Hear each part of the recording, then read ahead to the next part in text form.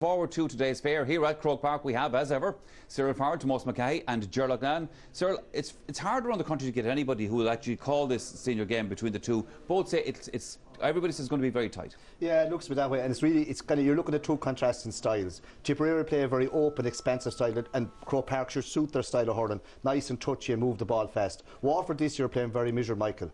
Davy Fitzgerald playing kind of pulling all the lines back, playing it very tight early on, and then keeping the scores down, and then as the game goes on, open up and winning their games. Now they're quite happy because they're winning. This one is going to go down to the wire, and like whoever gets through, they're in for a massive final as well. But I think it's more of a contest this Sunday than last Sunday. Yeah, Tomas.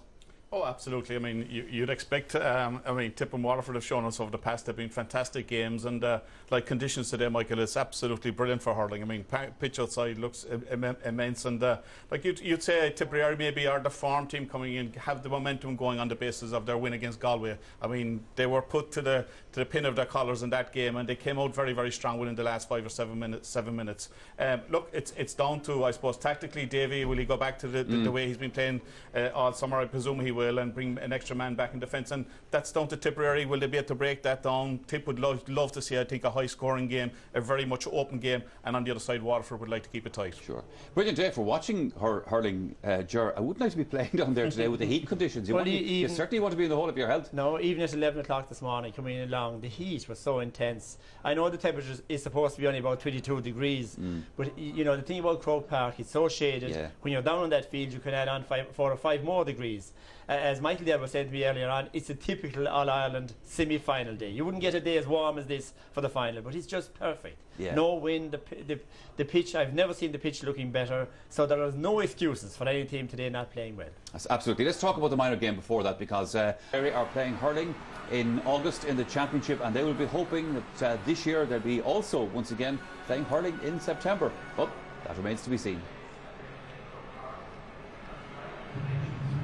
OK, let's hear next from two men who understand this rivalry very well. Tomas Dunn of Tipperary and the former Waterford star Paul Flynn there with Joanne Cantwell. Yeah, they know all about tight battles between these two counties as well. Paul, obviously we'll just get to the big news, the fact that Brian O'Halloran is in for Seamus Prendergast. You have your own take on that?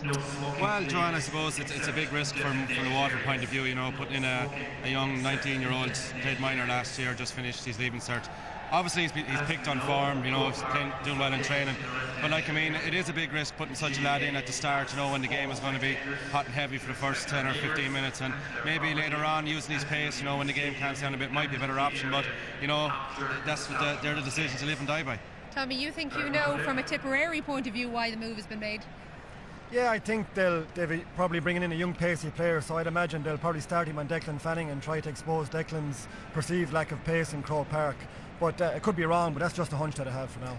You have had issues or worries, I suppose, about the fact that Tipperary haven't really nailed down a regular team in this championship.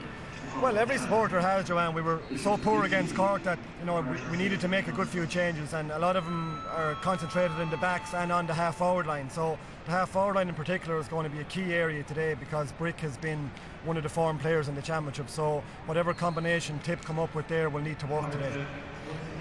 How do they get around Brick Walsh, as you say, because he has been so influential this year? Well, it's hopefully a matter of playing some smart hurling, and you know, maybe to try and avoid clearing balls down on top of him, but it's easier said than done. Our backs are going to be under so much pressure from a hard working half-forward line from Waterford today that they'll probably just be able to hit it wherever they can, but maybe Brendan's puck outs, you mightn't see too many of them landing into that zone, you know.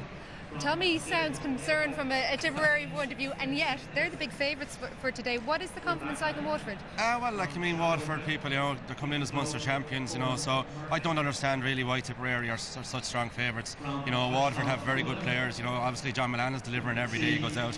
Owen Kelly has been very good from play, but I think, you know, it's the other players today, like Steve Malumphey has been working hard today, so far this year, but I think he'll have to chip in today with a few scores. But you know, Waterford are playing with great confidence, and you know, they're not conceding many scores, so you know, the people in Waterford just hope to get another crack at Kilkenny. I bet they do. In a word, who'll win? I think Tip will win. Paul? Obviously Waterford, but I think it's going to be very close. As if we expected them to say anything different as we hand up to Marty Morrissey. Thank you very much, Joanne. It's a repeat of last year's Munster Hurling final, which Tipperary won by 4 points. A year earlier, in 2008, they met here in Croke Park again in another All-Ireland semi-final, which Waterford won by 2. Last March, they met in the league, and guess what? It finished level. This is very much a 50-50 game. Let's take a closer look at the Waterford team. For the last 5 years, Ardmore's Clinton Hennessy has been first choice for the Daishies. He's 33, 6'1", and has grown in stature over the last season or two. The performance of Liam Law. Well, I suppose really looking at the Waterford team, the main man, like if we look at the Munster campaign, was Michael Brick Walsh, and you know, he's very, very influential player. And if Tip hope to win this match, they'll have to get around him some way. I'm expecting to play a bit of short ball, pull him out of the central position a little bit, and then create channels for their runners in behind. But he's a huge player, and he has been very influential for Waterford up to now. This is the 39. Oh, the Tipperary up front are very, very good, but I think they'll have a little bit of concern maybe about over their full back line against Galway, and I think that one of the main men is Paul Curran today, and I think that Waterford will probably play young O'Halloran in on him and try and run him about the place, but you know, Paul Curran is a very, very experienced player, and I'm expecting a big game from him. He has plenty of pace, he has plenty of experience, and I think that he'll show up the Tip defence today.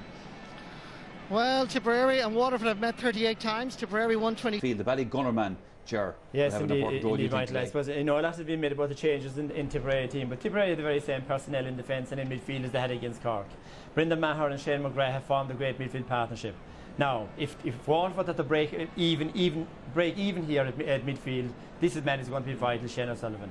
He has been in phenomenal form this year. A very good year. Both in linking up with the defence with the forwards, in winning hard ball in the middle of the field, and in scoring. You know, so he's in top form, but he will need to be in today, because there'll be a massive battle today. It'll be very crowded between the two 50-yard lines. There'll be a huge battle there, and the one attribute he will need is to be able to win that hard ball. You know, all the crowding that's there, come out like Kilkenny lads do, win the ball and deliver it into the forward line. And of course, we've been talking about, there's so much speculation of the role that this sub that they've brought on late into the game, Brian O'Halloran for Waterford, is going to make.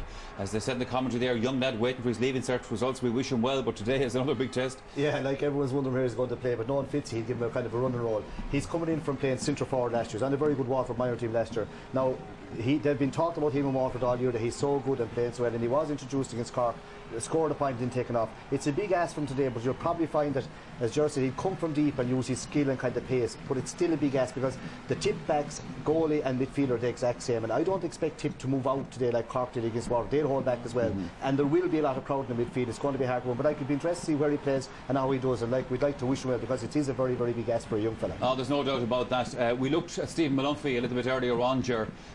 No, the man who's going to have his jersey in his face all day.